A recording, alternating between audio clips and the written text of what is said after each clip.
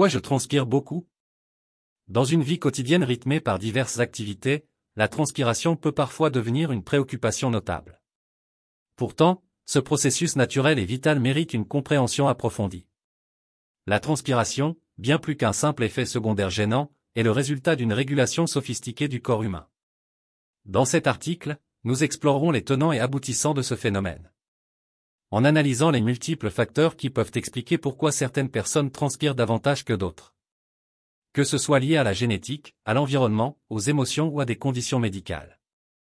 Plongeons ensemble dans la science fascinante de la transpiration excessive. Qu'est-ce que la transpiration? La transpiration est nécessaire pour que le corps puisse s'adapter aux conditions environnementales changeantes, température élevée et air sec. De plus, une transpiration accrue est caractéristique du stress psycho-émotionnel, elle fait partie des réactions autonomes. On transpire davantage par temps chaud, lorsque la température augmente, fièvre. Après avoir mangé des plats chauds et épicés, sur fond de stress, ce sont des réactions tout à fait acceptables. Elles ne nécessitent pas de correction. Mais si une personne est littéralement hantée par une transpiration abondante dans des situations tout à fait ordinaires, au moindre effort physique et à des températures de l'air normales, il peut s'agir d'une hyperhidrose. La transpiration excessive peut être locale au niveau des pieds, des paumes, des aisselles ou du visage, ou presque sur tout le corps. La pathologie entraîne à la fois un inconfort physique, puisque les zones de transpiration peuvent devenir irritées, trop refroidies ou enflammées. Et un inconfort psychologique.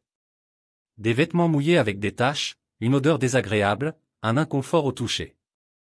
Cela entraîne de l'embarras et des problèmes de communication et de choix d'un emploi.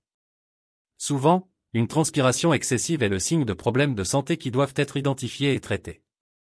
Il est donc important de consulter un médecin concernant ce problème. Comprendre la transpiration. La transpiration, bien qu'apparaissant souvent comme une simple réaction physique, est un mécanisme complexe essentiel à la régulation thermique de notre corps.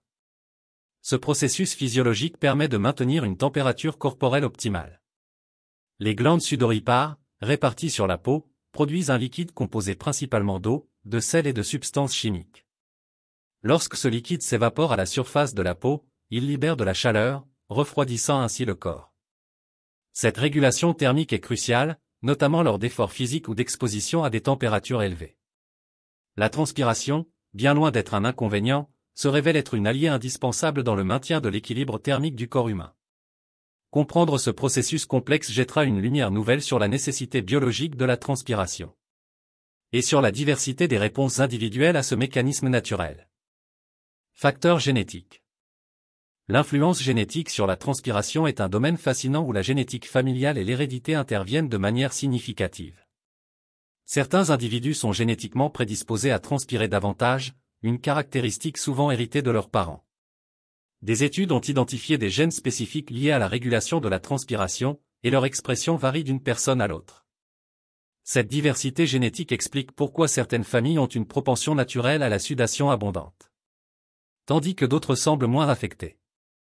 Il est important de reconnaître que la génétique n'est pas le seul facteur déterminant.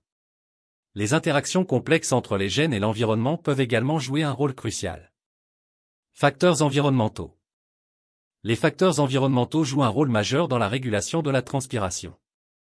La température et le climat sont des éléments déterminants. En période de chaleur, le corps réagit en augmentant la production de sueur pour maintenir une température interne optimale. De même, l'humidité peut influencer la capacité d'évaporation de la sueur, impactant ainsi l'efficacité du processus de refroidissement.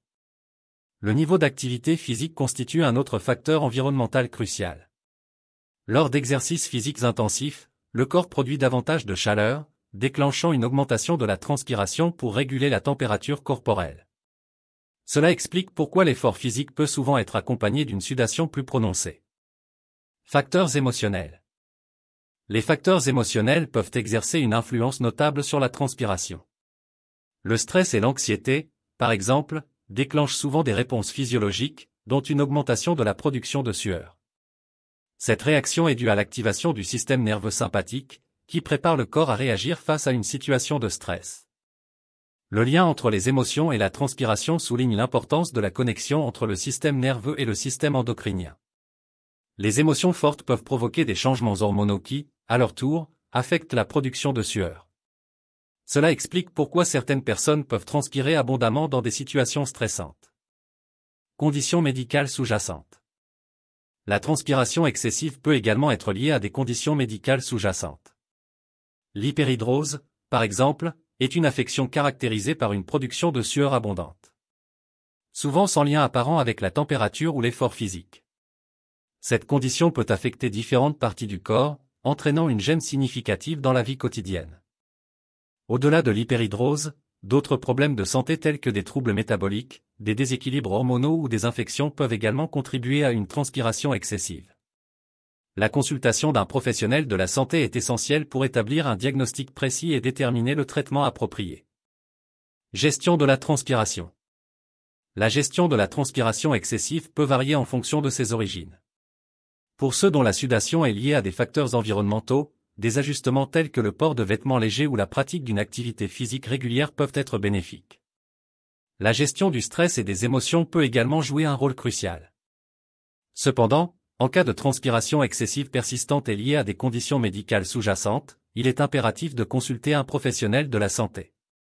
Des traitements médicaux, allant des antitranspirants spécifiques aux interventions médicales plus avancées, peuvent être recommandés pour améliorer la qualité de vie des personnes concernées. Une approche personnalisée, adaptée à la cause sous-jacente, est la clé d'une gestion efficace de la transpiration. En conclusion, la transpiration abondante résulte d'une interplay complexe entre facteurs génétiques, environnementaux, émotionnels, et parfois de conditions médicales sous-jacentes. Comprendre ces dynamiques permet non seulement d'appréhender ce phénomène naturel, mais aussi d'adopter des stratégies personnalisées pour mieux gérer la transpiration au quotidien, favorisant ainsi le bien-être global.